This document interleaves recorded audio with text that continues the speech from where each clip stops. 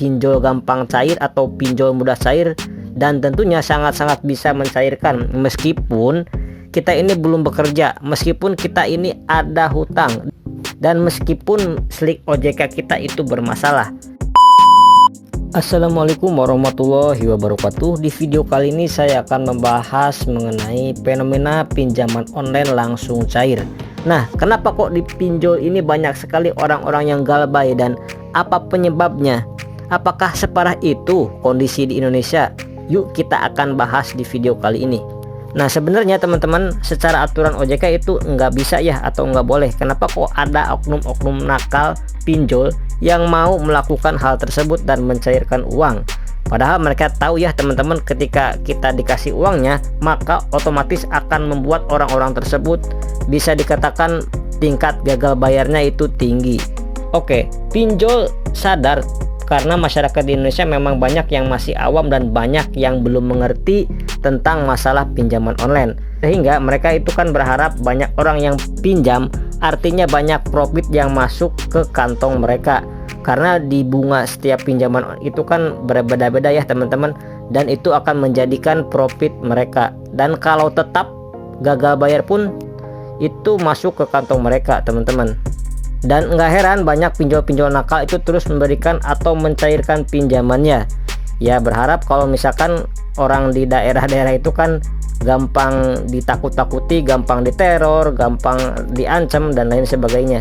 Itu sampai mereka itu menjual sawah, menjual properti, menjual aset dan lain sebagainya untuk hanya bisa membayar pinjol dan bunga-bunganya itu. Nah, jadi itu ya teman-teman fenomena yang mungkin harus teman-teman ketahui, harus teman-teman pahami.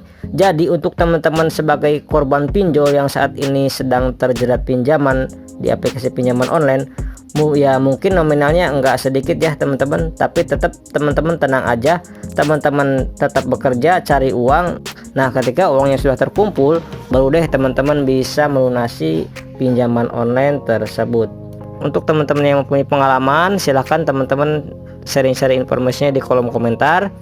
Gimana sih caranya apabila kita galbay di Akulaku tapi kita bisa meminimalisir, atau setidaknya gimana caranya agar DC nggak datang ke rumah ya meskipun kita telat bayar di aplikasi Akulaku, yang mana sekelas Akulaku itu kan DC-nya sudah tersebar di seluruh hampir Indonesia, tapi kok bisa sih DC-nya itu nggak datang padahal sudah telat bayar selama 7 bulan lamanya, dan lokasinya juga di kota ya teman-teman, bukan di luar Pulau Jawa tapi di kota besar seperti di Bandung, Surabaya, Semarang, Jakarta dan lain sebagainya.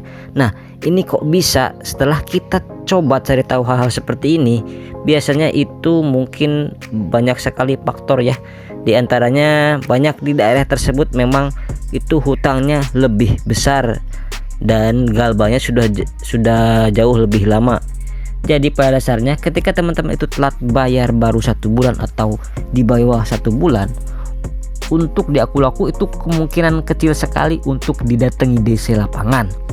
Namun untuk teman-teman yang sudah lewat 3 bulan ke atas di kota-kota besar, itu akan didatangi DC pinjaman online Akulaku. Ya sebenarnya juga tidak ada cara akurat ya teman-teman, kita tidak bisa dipastikan apakah DC tersebut bisa datang ke kota teman-teman atau tidak. Ya kalau misalkan teman-teman tidak didatangi DC ya syukur-syukur ya teman-teman. Untuk teman-teman yang punya pengalaman terkait dikunjungi DC Akulaku, silahkan teman-teman bisa sharing-sharing informasinya. Nah teman-teman, kita akan bahas mengenai masalah gagal bayar aplikasi Akulaku. Kok bisa sih otomatis lunas?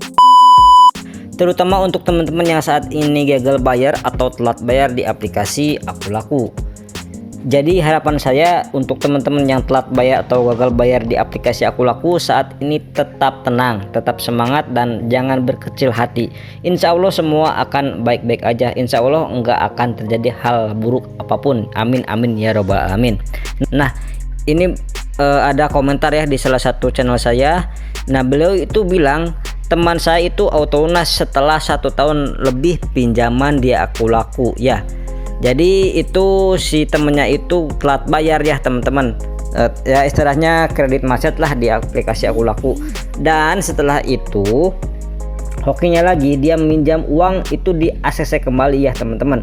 Jadi itu sudah telat atau gagal bayar di aplikasi Akulaku sudah lebih dari 1 tahun teman-teman. Nah, kok bisa begitu ya teman-teman? Bukannya harusnya kalau udah pernah gagal bayar itu sulit sekali untuk bisa pinjam uang lagi, atau bahkan mungkin auto lunas aja itu sudah sangat sulit sekali. Jadi mungkin Akulaku tutup buku, atau mungkin ya hutang teman-teman itu diganti sama asuransi. Itu bisa jadi kemungkinannya seperti itu ya teman-teman.